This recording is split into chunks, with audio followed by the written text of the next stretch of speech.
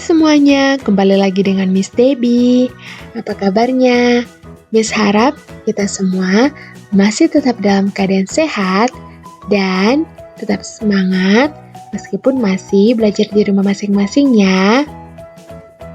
Nah, kita akan belajar pendidikan agama Kristen. Materi yang akan kita pelajari adalah bab 6, Allah menciptakan keragaman fauna.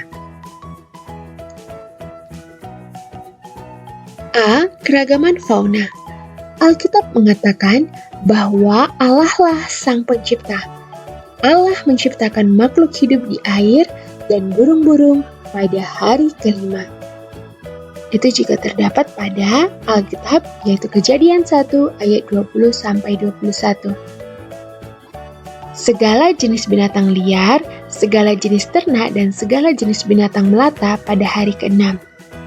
Kejadian 1 ayat 24-25. Nanti kamu bisa lihat sendiri ya di Alkitabmu. Allah menciptakan begitu banyak jenis binatang.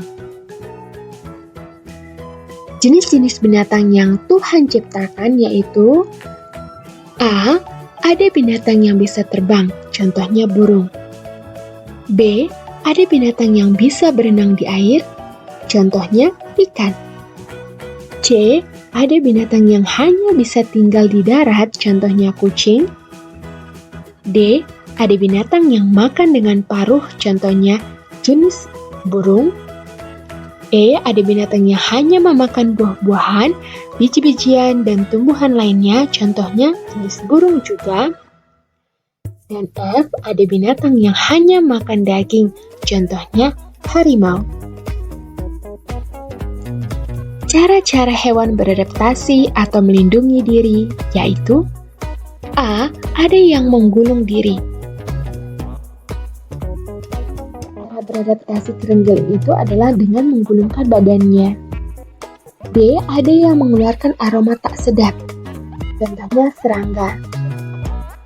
C. Ada yang menggunakan duri-duri yang tajam sebagai perisai, contohnya landak. D. Ada yang memotong ekornya, contohnya cicak. Nah, ini mungkin kamu sudah pernah lihat ya. Ketika kamu lihat ada cicak yang ekornya sudah tidak ada lagi. E. Ada yang menggunakan tanduk untuk menerjang, contohnya rusa. Dan lain-lain. Ukuran tubuh hewan. Yang pertama, ada yang berukuran sangat besar, contohnya banteng. Ada yang berukuran sangat kecil, contohnya semut.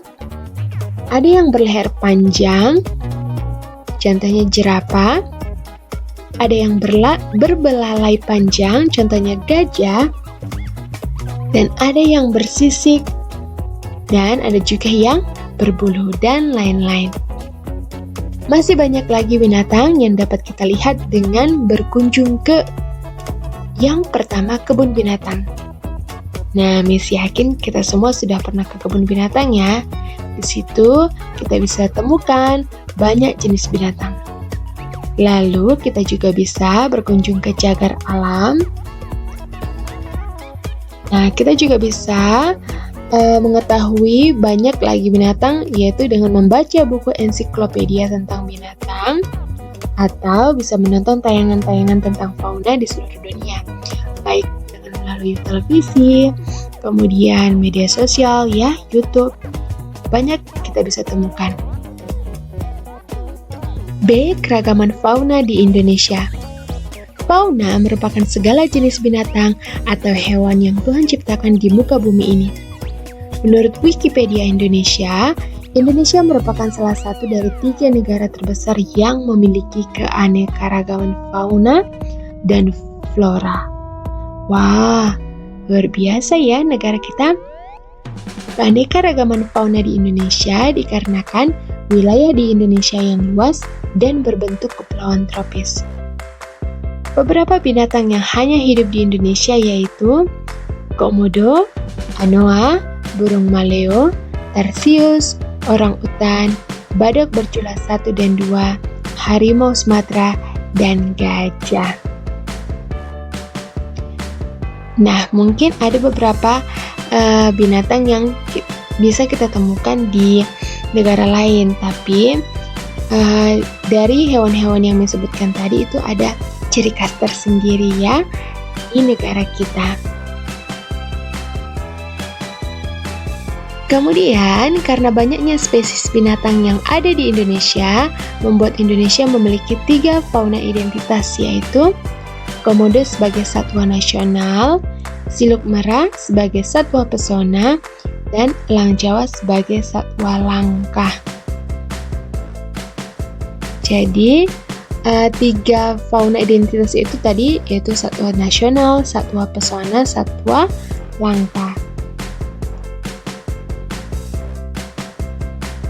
Setiap provinsi di Indonesia memiliki 1 fauna identitas.